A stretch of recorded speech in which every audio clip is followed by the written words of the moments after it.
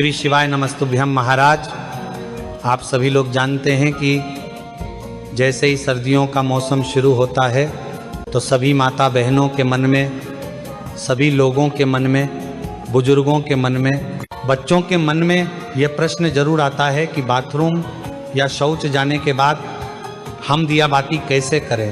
क्योंकि कई सारी माताएं बहनें रोज़ सुबह शाम अपने घर में दिया और बाती करती है। कभी कभार बुजुर्ग भी दिया बाती करते हैं और कभी कभार बच्चे भी करते हैं।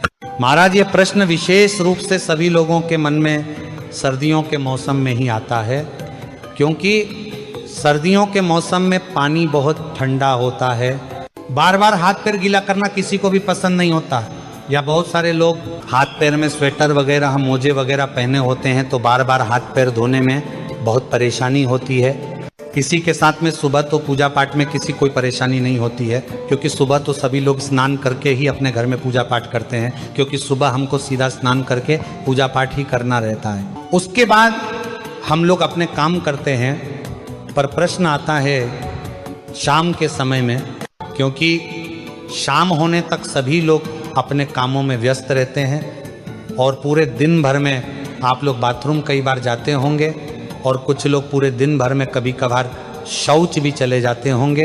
तो आपके मन में ये प्रश्न जरूर उठता होगा, क्या हम लोग अगर पूरे दिन में कभी भी बाथरूम या शौच चले गए हैं तो क्या उसके बाद हम लोग शाम के समय में घर की दिया बाती कर सकते हैं? क्या उस समय पर हम लोगों को स्नान करना होगा या हाथ पैर में धोकर भी काम चल जाएगा? तो ये सारी अद्भुत जानकारी आपको इस वीडियो में हम देने वाले हैं। महाराज, इसमें कोई शर्माने वाली बात नहीं है, क्योंकि यह भगवान की पूजा पाठ से जुड़ा हुआ प्रश्न है, इसलिए आपको इसके बारे में जरूर जानना चाहिए।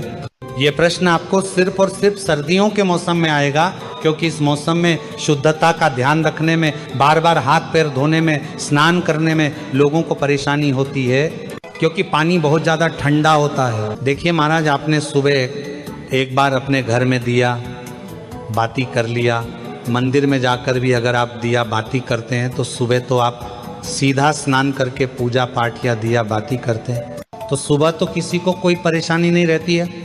पर सुबह के बाद में आपके पास पूरा दिन रहता है और फिर शाम का समय आता है। महाराज, अब शाम होने तक बहुत सारे लोग पूरे दिन भर में बाथरूम जाते हैं, कुछ लोग शौच भी जाते हैं, तो यहाँ पर आपके मन में अशुद्धि आ जाती है, यानी कि आपका शरीर उस समय पर अशुद्ध हो जाता है जब आप बाथरूम जाते हो या शौच जाते हो।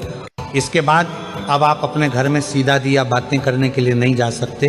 तो आखिर कौन सा वह नियम है जिसका अगर आप लोग बाथरूम या शौच जाते समय पालन करेंगे तो आप अशुद्ध नहीं होंगे बल्कि शुद्ध रहेंगे और शाम के समय की दिया बाती बिना स्नान किए कर सकेंगे?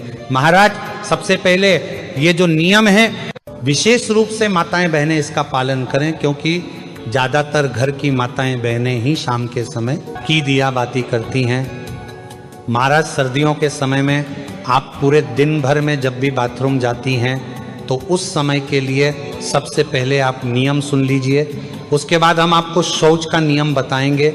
सुबह स्नान करने के बाद, पूजा पाठ करने के बाद आप पूरे दिन भर में जब भी बाथरूम जाती हैं तो आप लोगों को बाथरूम से आने के बाद मात्र ये 3 काम करने हैं।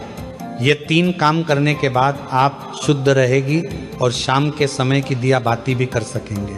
सबसे पहले जब आप बाथरूम जाएं तो बाथरूम से लौटने के बाद आप सबसे पहले अपने हाथों को धोए, अपने पैरों को धोए, उसके बाद 3 बार कुल्ला करें। कुल्ला का मतलब है कि अपने मुंह में पानी ले, मुंह को थोड़ा साफ करें और पानी बाहर फेंक दें। यह प्रक्रिया आपको 3 बार करनी होती है, मतलब 3 बार कुल्ला करना रहता है। इसके बाद आखिरी में थोड़ा सा पानी अपने मुंह पर अगर आप लोग मार लेते हैं या एक हाथ गीला करके अपने मुंह पर फेर लेते हैं तो आप पूर्ण रूप से शुद्ध हो जाते हैं। महाराज, ये नियम सिर्फ माता बहनों के लिए नहीं बल्कि सभी लोगों के लिए है, चाहे आप बुजुर्ग हो, चाहे आप पुरुष हो, चाहे आप बच्चे हो। अगर आप बाथरूम से लौटने के बाद इस तरीके से ये 3 कार्य करते हैं तो आप पूर्ण रूप से शुद्ध हो जाते हैं।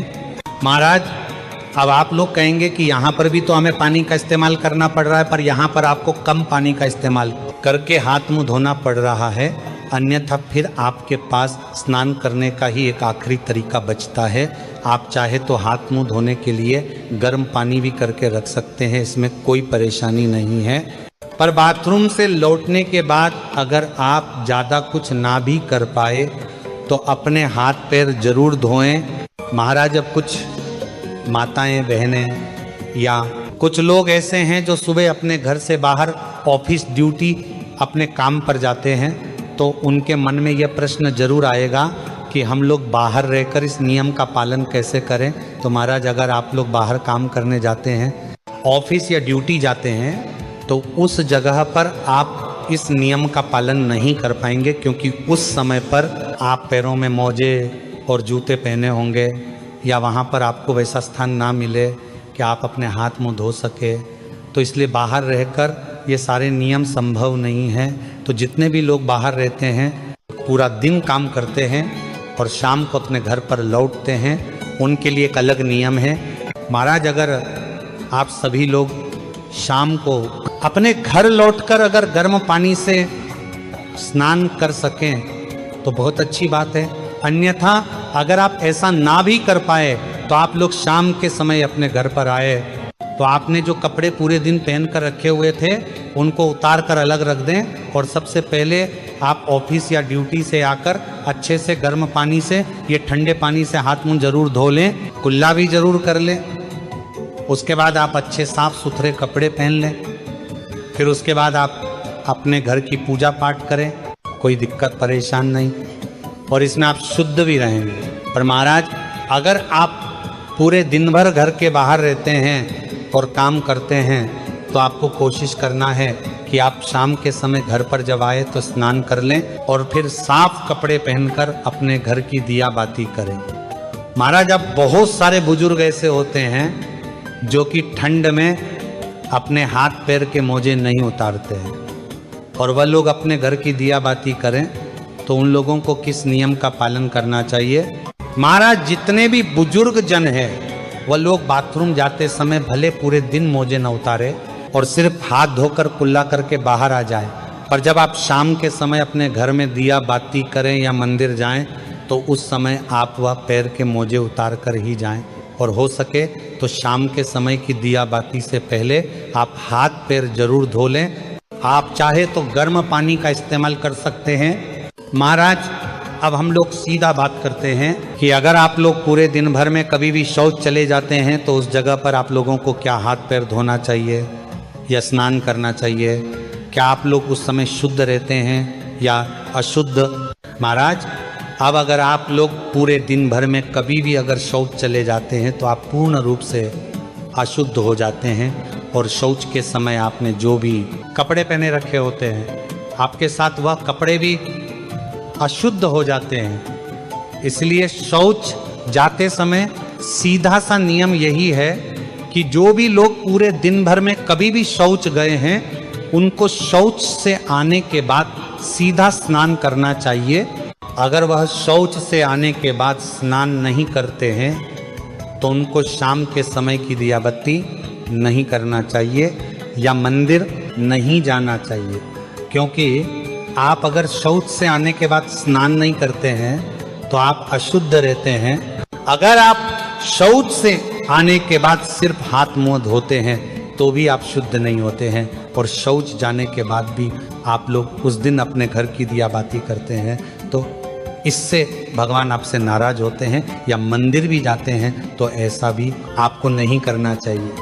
महाराज, ये नियम सभी लोगों के लिए है, इसलिए पूरे दिन में जब भी आप शौच जाएं तो आपको उसके बाद स्नान ही करना चाहिए, तभी आप शुद्ध होते हैं। या अगर आप इतना ना कर पाए सर्दी होने के कारण तो उस दिन आप अपने घर की दिया बाती ना करें या मंदिर ना जाए, उस दिन आप किसी और से अपने घर की दिया बाती करा लें।